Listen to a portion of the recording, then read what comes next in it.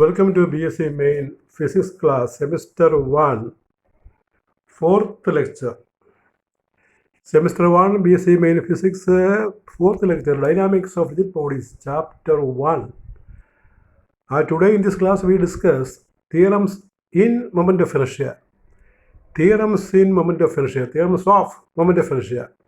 There are two theorems we can see now. This is for Semester 1, BSc Main Physics.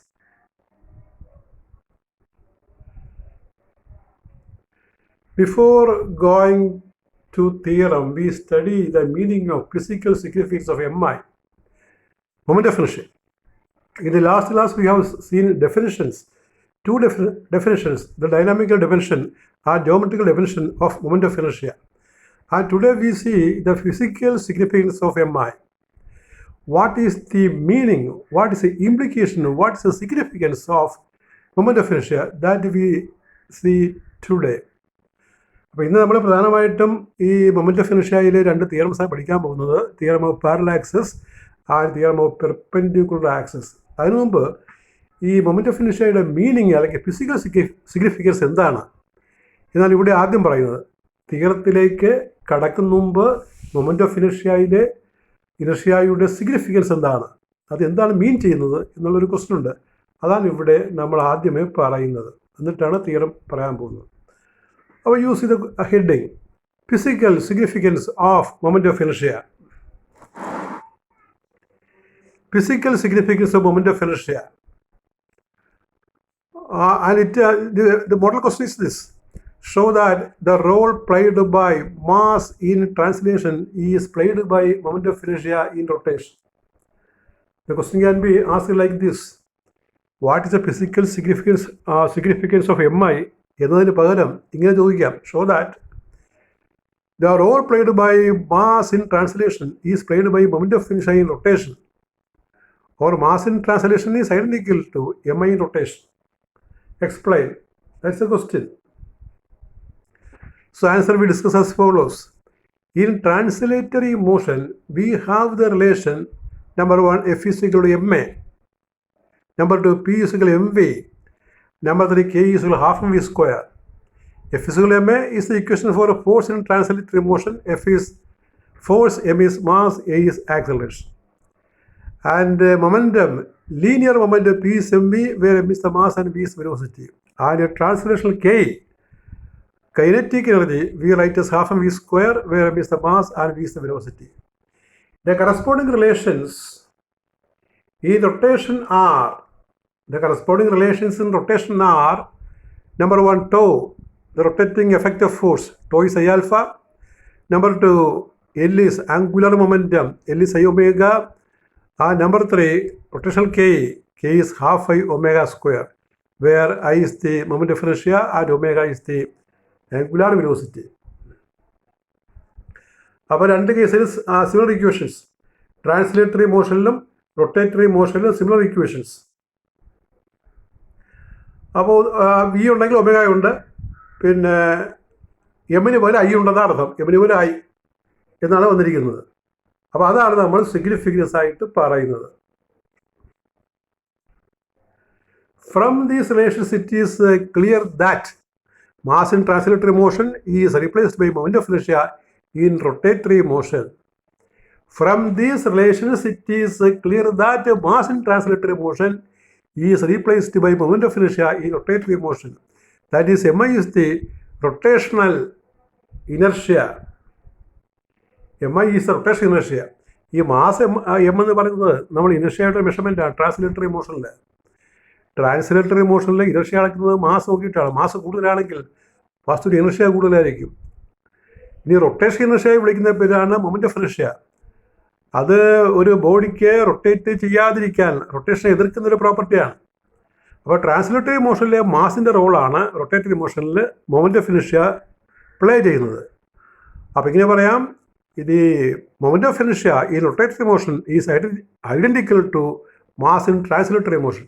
That is the very significance of these two quantities, that is mass and MI.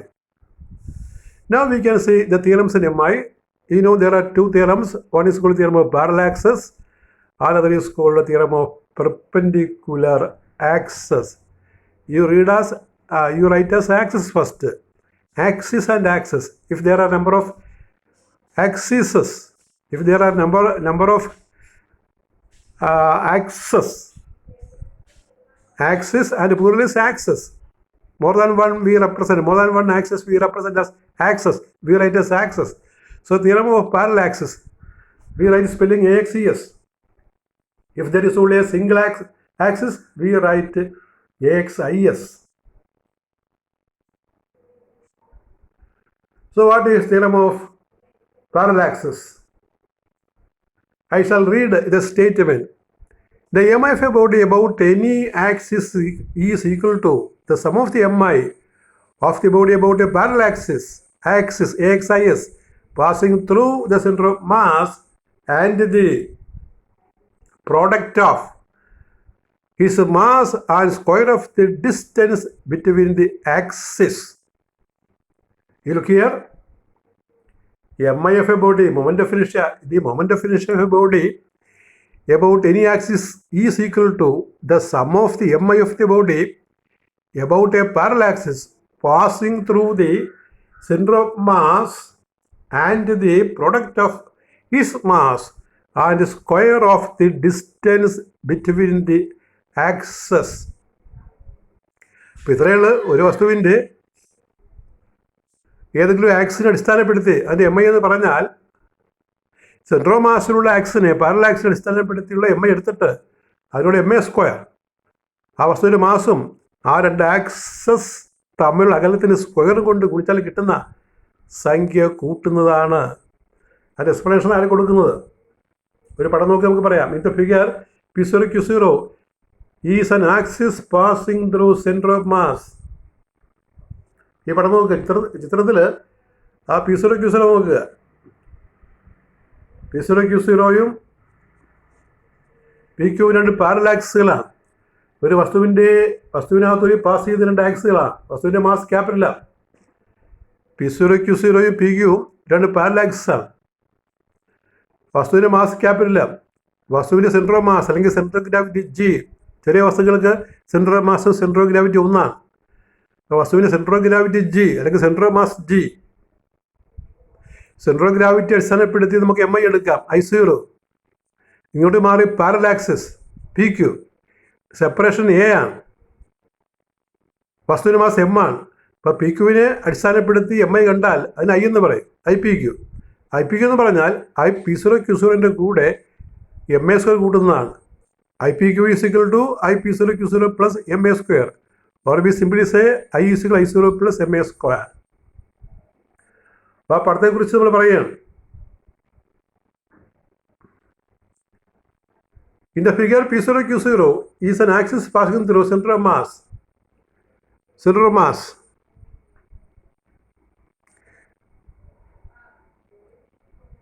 Center of mass of a body. Center of mass of a body. PQ is a parallel axis.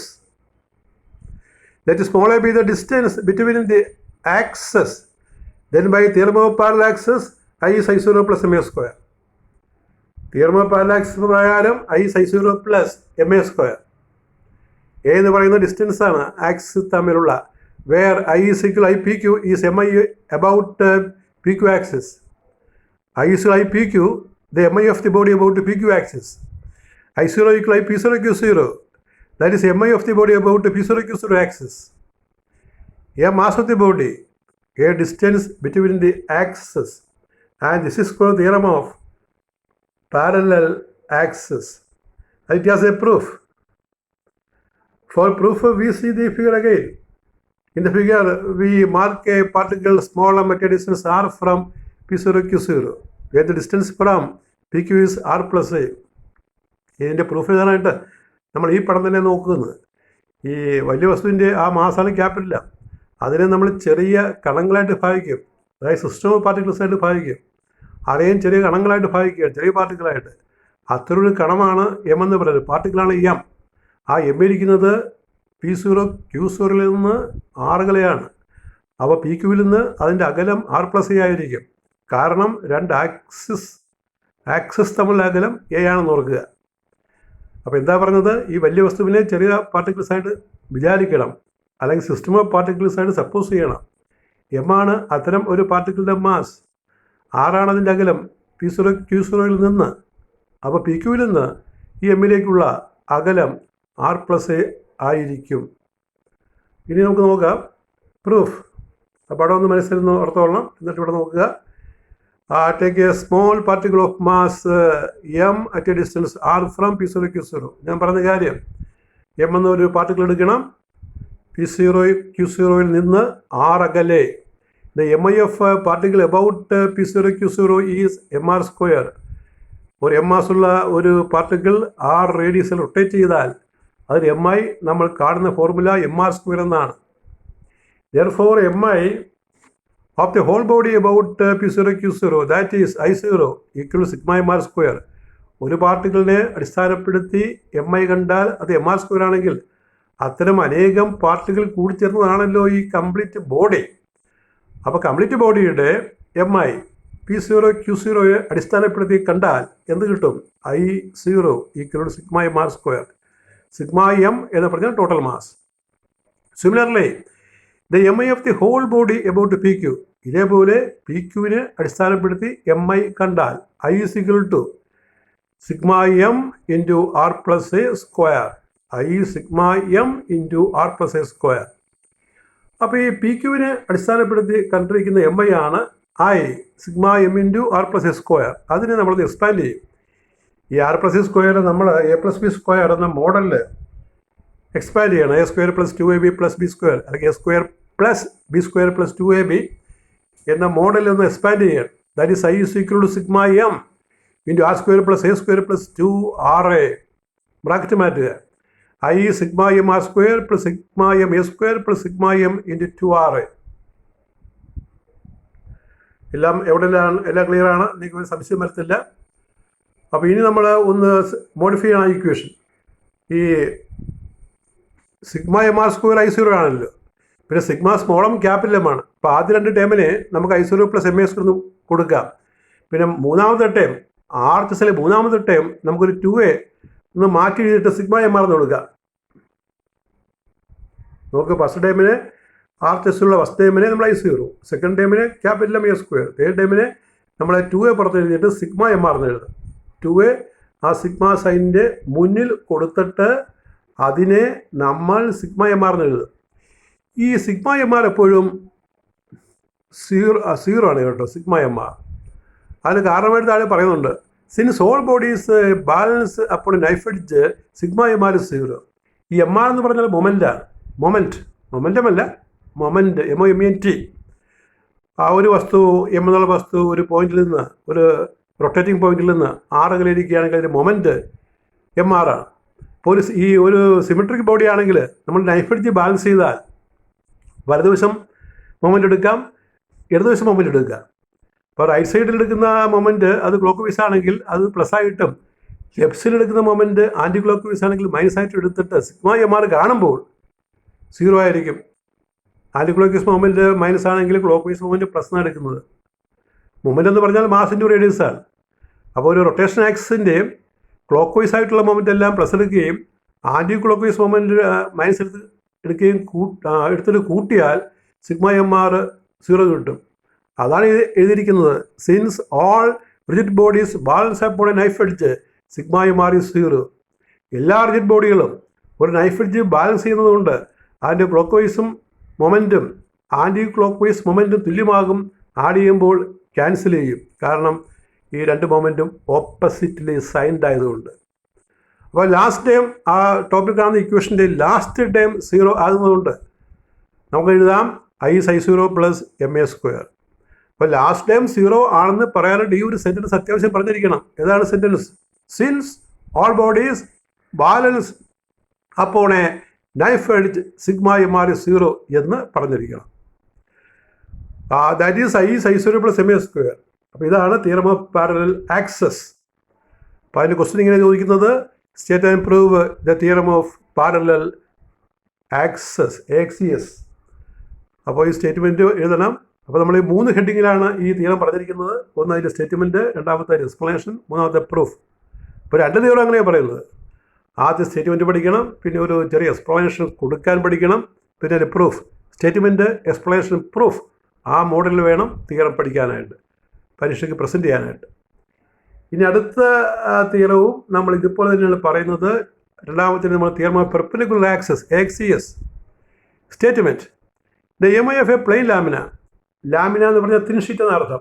ഒരു ബുക്കിലെ sheet അല്ലെങ്കിൽ ഒരു card board, അതിലേക്ക് നമ്മൾ plain lamina എന്ന് പറയും. ആ plain ലാമിനയുടെ പടമാണ് പടത്തിൽ കാണിച്ചിരിക്കുന്നത്, റൗണ്ടായിട്ട് കാണിച്ചിരിക്കുന്നത്. Plane lamina about an axis perpendicular to its plane is equal to the sum of the MI of the lamina about any two mutually perpendicular axes in its plane and intersecting each at the point each other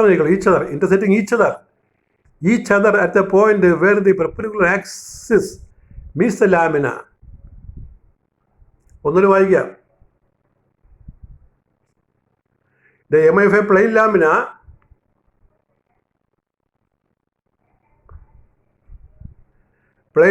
about an axis perpendicular to its plane is equal to the sum of the MI of the lamina about any two mutually perpendicular axes in its plane and intersecting each other at the point where the perpendicular axis meets the lamina. പറഞ്ഞാൽ ഇത്രയേ ഉള്ളൂ. നോക്കിയാൽ നമ്മളിവിടെ ഒരു plain lamina വരച്ചിരിക്കുകയാണ്. OX ഉം OYയും perpendicular axis ആണ്, അതിന് പുറത്തുള്ളതാണ്, ആ വസ്തുവിന് പുറത്തുള്ള ആക്സിസ് ആണ്, പെർപെൻഡിക്കുലർ ആണ്, ഓയിൽ മീറ്റ് ചെയ്യുകയാണ്, അവിടെയാണ് ഇൻ്റർസെക്റ്റ് ചെയ്യുന്നത് ഓയിൽ. പിന്നെ OZ എന്നൊരു ആക്സിസ് ഉണ്ട്, അത് ഈ ഷീറ്റിന് പെർപെൻഡിക്കുലറായിട്ട് നിൽക്കുകയാണ്, നമ്മുടെ നേരെ നിൽക്കുകയാണ്. നമ്മൾ അങ്ങനെ വരച്ച് കാണിച്ചെങ്കിലും അതിൻ്റെ പൊസിഷൻ നമ്മുടെ നേരെയാണ്, ആ പ്ലെയിനിന് പെർപെൻഡിക്കുലറാണ്. അപ്പോൾ 3 ആക്സിസും പെർപെൻഡിക്കുലറാണ്, 3 ഓയിൽ മീറ്റ് ചെയ്യുകയാണ്. ആ X ആക്സിസും Y ആക്സിസും OX ഉം OYയും ആക്സിസും ആ ലാമിനയുടെ പുറത്താണ്. OZ അതിന് പെർപെൻഡിക്കുലറാണ്. OZ നമ്മൾ നേരെയാണ് നിൽക്കുന്നത്. അങ്ങനെ വരച്ച് കാണിച്ചതേ ഉള്ളൂ, നമുക്ക് നേരെ ഇങ്ങോട്ട് വരച്ചാൽ കാണത്തില്ലല്ലോ, അതുകൊണ്ടാണ് അങ്ങനെ വരക്കുന്നത്. അപ്പോൾ തിയറം എത്രയുള്ളത്?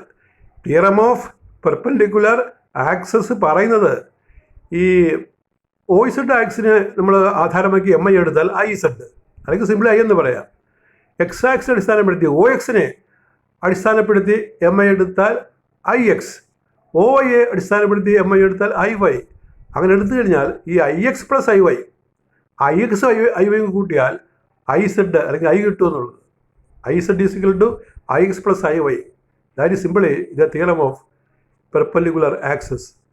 അപ്പോൾ അതാണ് എക്സ്പ്ലനേഷൻ ആയിട്ട് കൊടുക്കുന്നത്. Explanation: consider a plane lamina of mass capital OX and OY are two perpendicular axes in the plane of the lamina. And Z axis is perpendicular to the plane. The 3 axes meet at 2. 3 ആക്സിസും ഓയിലാണ് meet ചെയ്യുന്നത്. Then by theorem of perpendicular axis.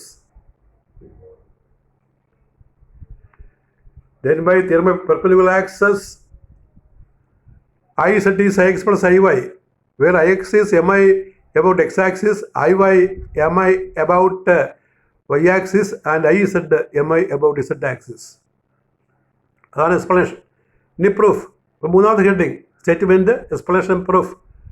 പ്രൂഫിനെ നമ്മൾ ആ പടം ഒന്ന് redraw ചെയ്തു. OX axis, OY axis, OZ axis പഴയതുപോലെ കാണിച്ചു. എന്നിട്ട് ഒരു പാർട്ടിക്കിൾ P ആ ലാമിനായെ നമ്മൾ അനേകം ചെറിയ പാർട്ടിക്കിളായിട്ട്, സിസ്റ്റം ഓഫ് പാർട്ടിക്കിളായിട്ട് വിചാരിക്കണം. ലാമിനായെ സിസ്റ്റം ഓഫ് പാർട്ടിക്കിൾസ് ആയിട്ട് വിചാരിക്കണം. അങ്ങനെ ഒരു പാർട്ടിക്കിളാണ് P. അതിൻ്റെ കോർഡിനേറ്റാണ് XY എന്ന് പറഞ്ഞാൽ, കോർഡിനേറ്റ് XY എന്ന് പറഞ്ഞാൽ OA ദൂരം X ആയിരിക്കും, OB ദൂരം Y ആയിരിക്കും. OB ദൂരം, അതായത് Pയിൽ നിന്ന് OYക്ക് പെർപെൻഡിക്കുലർ വരക്കുന്നതാണ് PB. അതുപോലെ OX പെർപെൻഡിക്കുലറാണ് PA. OA എന്ന് പറഞ്ഞാൽ X കോർഡിനേറ്റായിട്ട് വരും, OB എന്ന് പറഞ്ഞാൽ Y കോർഡിനേറ്റ് വരും, Y കോർഡിനേറ്റ്. അതാണ് കോർഡിനേറ്റിൻ്റെ മീനിങ്, PXYയുടെ മീനിങ്. അപ്പോൾ ചിത്രത്തിൽ നോക്കുക, OA എന്നുള്ളത് X ആണ്, OB എന്നുള്ളത് Y ആണ്. അതുകൊണ്ടാണ് പാർട്ടിക്കിളിൻ്റെ കോർഡിനേറ്റ് X, Y എന്ന് ബ്രാക്കറ്റിൽ കൊടുത്തിരിക്കുന്നത്. So use the proof. Take a particle P of mass EM on the lamina. ഒരു പാർട്ടിക്കിൾ എടുക്കുക, അതിന് മാസ് സ്മോളമാണ്. It is at a distance R from the Z axis. Z axis perpendicular ആണല്ലോ, അപ്പോൾ ആ ദൂരം നമ്മൾ R എന്ന് മാർക്ക് ചെയ്യും. പടത്തിൽ കാണാം ആ റെക്റ്റാങ്കിളിൻ്റെ ഡയഗണലായിട്ട് വരും. M I of particle about O X axis.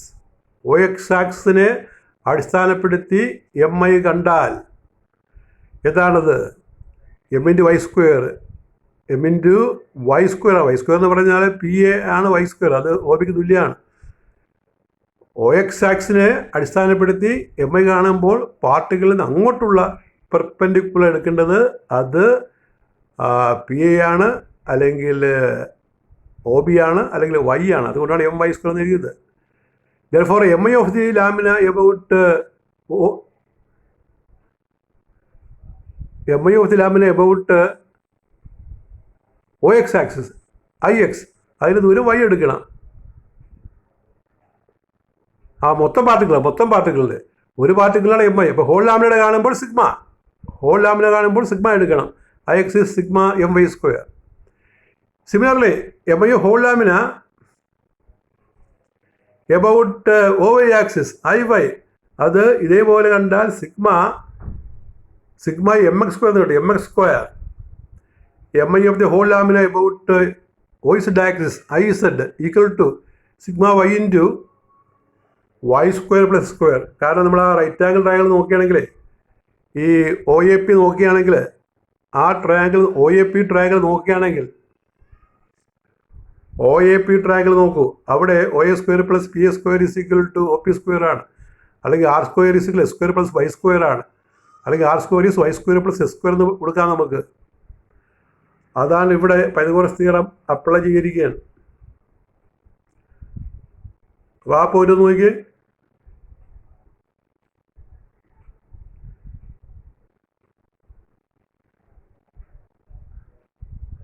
M I whole lamina about O Z axis, that is I Z is sigma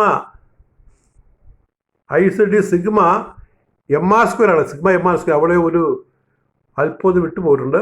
I Z is sigma M R square ആണ്. Sigma small M R square. I Z ഒന്ന് complete ചെയ്യണം. I Z is equal to sigma small M R square. R square വിലയാണ് എഴുതിയിരിക്കുന്നത്. That is I Z sigma M Y square plus S square. അതുകൊണ്ട് കാണിച്ചുള്ള from triangle, ആ ട്രയാങ്കിളിൻ്റെ ഭാഗം ഒന്ന് cancel ചെയ്ത് പോയി. From triangle O A P ആണ്. O A P Pythagoras theorem R square is Y square plus S square.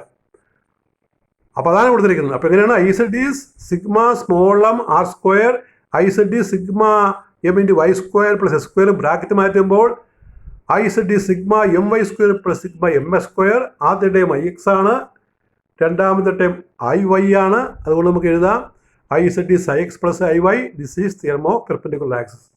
അപ്പോൾ അവിടെ ആ കൺഫ്യൂഷൻ മാറിയല്ലോ. I Z is sigma M R square small R, പിന്നെ R square Y square plus S square. From triangle O A P വേണം. From triangle O A P എന്ന് ചേർക്കുക. Pythagoras theorem ഒന്ന് താഴെ എഴുതുക. അപ്പോൾ അതിൻ്റെ ക്വസ്റ്റനായിട്ട് പരീക്ഷയ്ക്ക് ചോദിക്കുന്നത് ഇങ്ങനെയാണ്. ഇതിൻ്റെ question state and prove the theorem of perpendicular axis.